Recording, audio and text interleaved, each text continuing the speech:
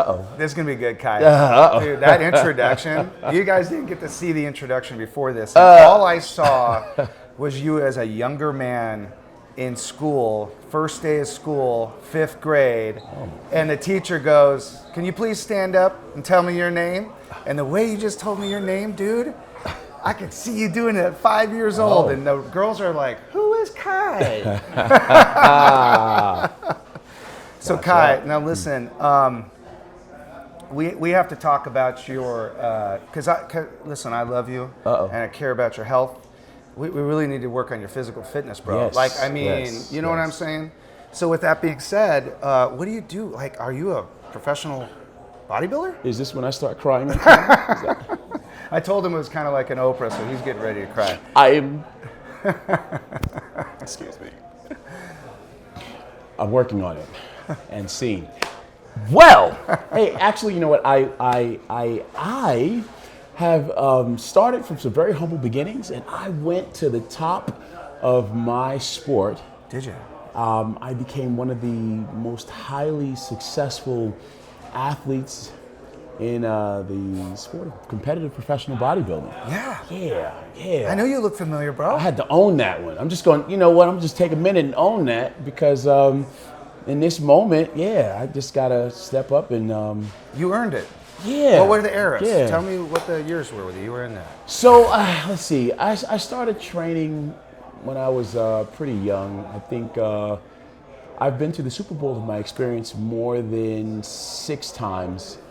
I've been able to capture a bunch of rings, none of them at the Super Bowl sport of my experience though. In fact, I actually, unfortunately, only one guy could actually walk away with top honors, and I had the distinct pleasure and privilege to do that 3 times in a row consecutively. Yes, we were like one of the most successful and highly talked about rivalries of all time in my sport. Yeah. So bodybuilding is my game, and you already know my name. Have you written a book?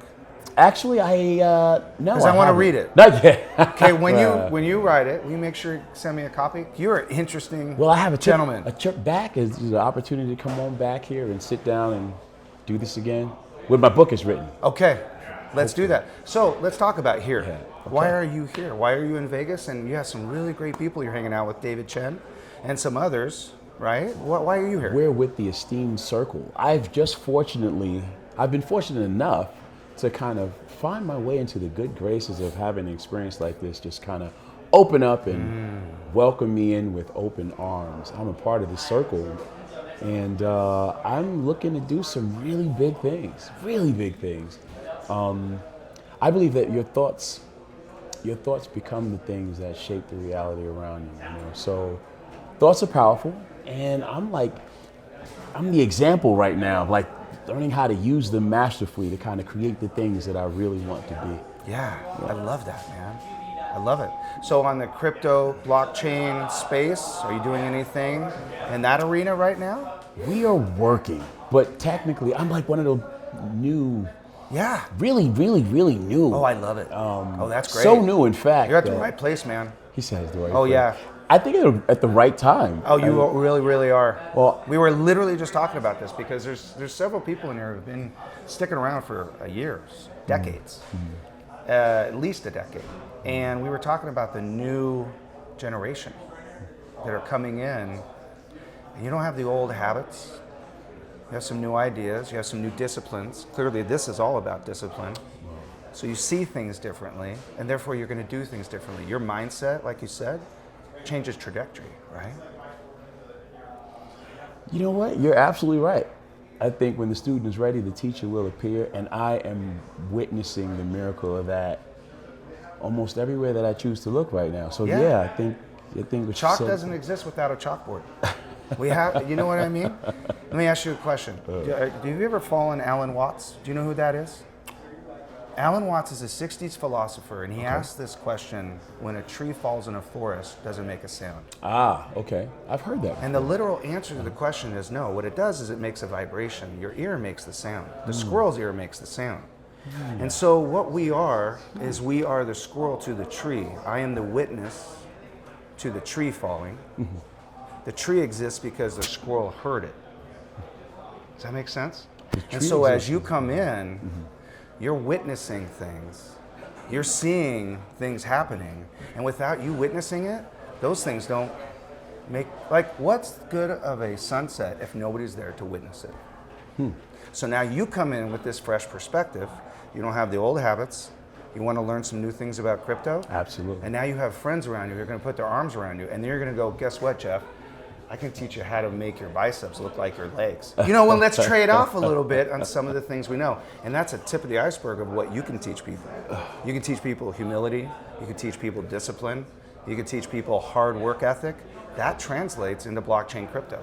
So what do you really want to bring to our community, man? At a moment like this, I bring the passion that comes along with, one, the discovery that you can do. All you got to do is decide.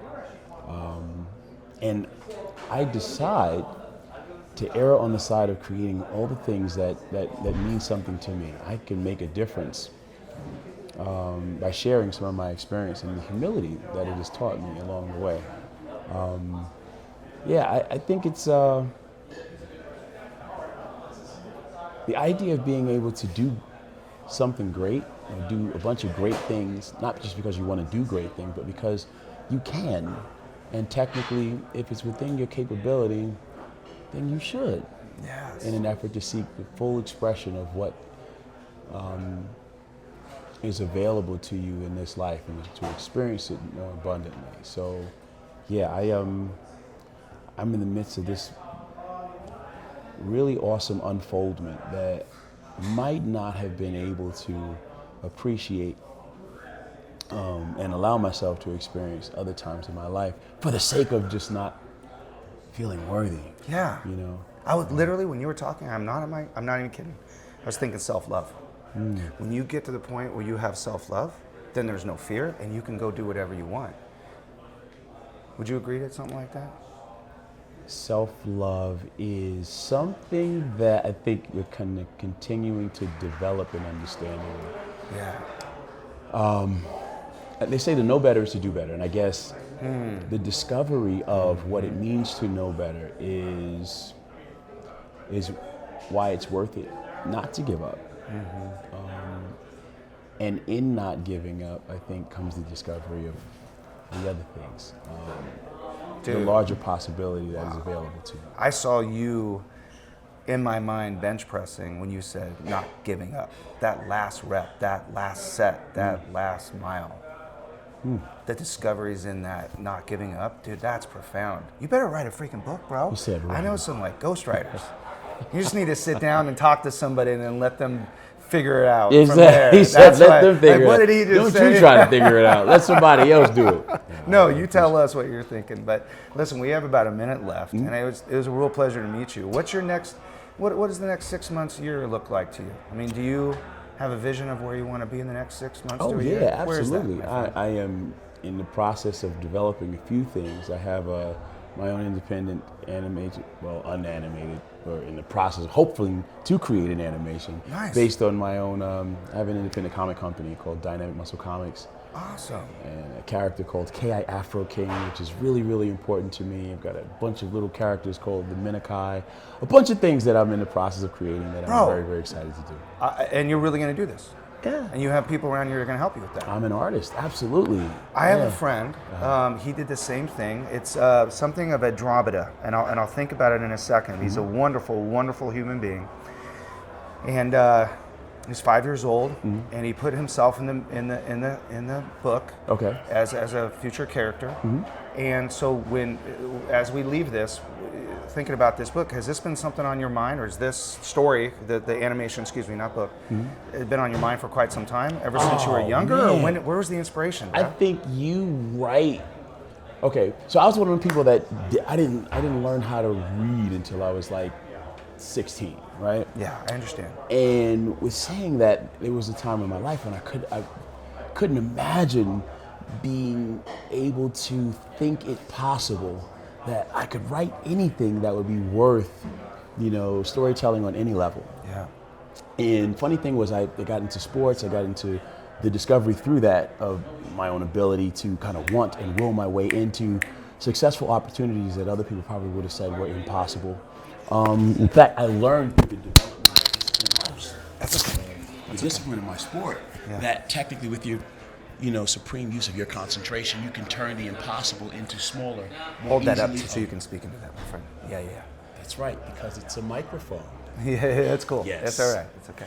Smaller, more easily attainable goals, you can turn the impossible Yeah. into something that is very possible. But the idea is learning how to use your concentration. Your concentration is everything. It almost like allows you to kind of close your eyes and take snapshots in time. And the more efficient use of that allows you to almost stop time long enough to get a handle on it and put yourself in the right positioning to will yourself into doing the things that some people would say are impossible. Like, how would you talk about a batter that's able to put his ball with accuracy, the bat on a ball with accuracy and send it as it is traveling, faster than you can see. Yeah. But a batter can actually at some point, get his eye on the ball and stop it in time based on being able to use his concentration. Anyway, I'm saying all this to say that, yeah, man, probably even lost my thought. I love it. No, you're a lot going on with it's that. Passion, man. Yeah. That sounds like a really great project. Yes, it is. It's an amazing project, and I can't wait for the next time we're sitting here for you to report on that freaking project. You always have to be accountable to somebody. I like that. Okay? Yeah. All right, yeah. my friend. And I won't just point upstairs. Yeah. I do believe the most influential person you're gonna meet in my life, anyway, is the man I see in the mirror. So there you go. The accountability. Yes. I'm at least aware of that. That's right. Well, ladies and gentlemen, thank you so much. Thank Kai, you you're a for that gentleman, my moment. friend. I appreciate you. We're gonna see each other again. That's right, my friend. Thank you. Dude. Thank you.